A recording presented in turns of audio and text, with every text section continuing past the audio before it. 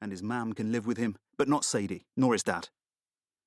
And so lost is he in his dream, he doesn't notice his net slip from his fingers and drift off on the tide.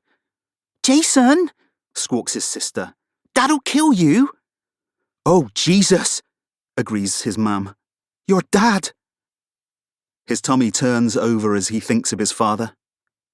"I'll get it," he says, and jumps into the water, sandals and all, soaking his shorts right up to his crotch, wades out and snatches the tip of the bamboo before it edges past the slipway and out into the wide velvet estuary.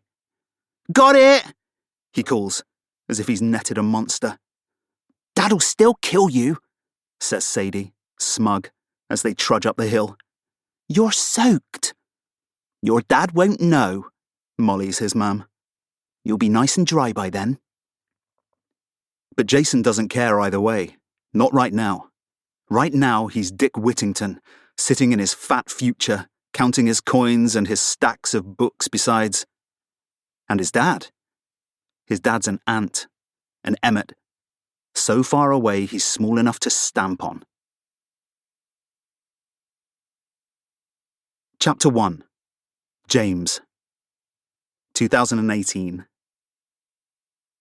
Here is the man.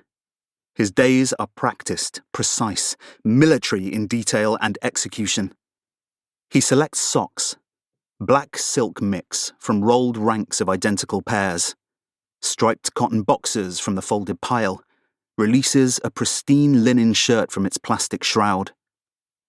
He eats rye toast, drinks a single espresso from a stovetop pot before switching to green tea, which he sips, pinched at the bitterness. Forfeit, some might call it. Have called it, in fact. But rigidity pays. His cholesterol is enviably low, his blood pressure steady, his waistline at 47 still a trim 32. "In your prime," that doctor had told him. Pascoe, was it? Or Danvers, perhaps? And Isabel appreciates it, of course. "Making up for a wasted youth?" she'd asked him once, when he turned down a rum-soaked trifle, an ironic nod at an East End restaurant that was all earnest Formica and art students. "Hardly," he'd said, and laughed, as if it were nothing, a moth of a comment to be swatted away. Then later, he'd run 4 miles on the treadmill that stands in his lounge. No, not lounge, living room. All the while pushing the packet of dream topping, the tinned mandarins, the stale sponge to the back of the imaginary larder, along with the rest of his childhood. Because he can do that now. Can corral, control it all. The mess of his previous existence, the spooling complications. Has had to be as strict with himself as he is with his diet. Because obtaining that, maintaining that, requires twice the discipline of any six-pack. And so each day has a manageable form.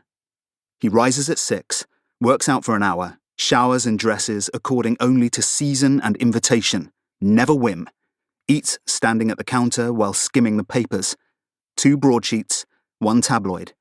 It's his job, after all, to peer into the gutter.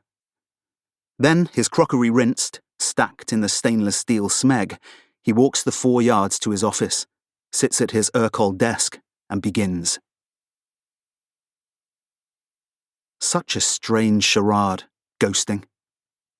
Ghoulish, Isabel had said, pun unintended, not long after they'd met, then compared him to a cuckoo or a thief.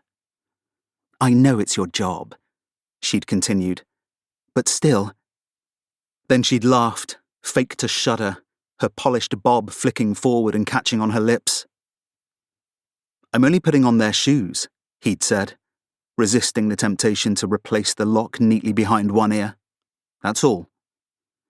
"But don't you ever lose sight of yourself?" she'd pushed. "Perhaps." "Never." And he'd shaken his head for emphasis. He didn't tell her then, hadn't told anyone, that his posture was borrowed from a Saudi prince. His extravagant laugh a whip's affectation. His habit of calling his few male friends Buster, the tick of a minor gangster turned grass. Because that's how it works. First he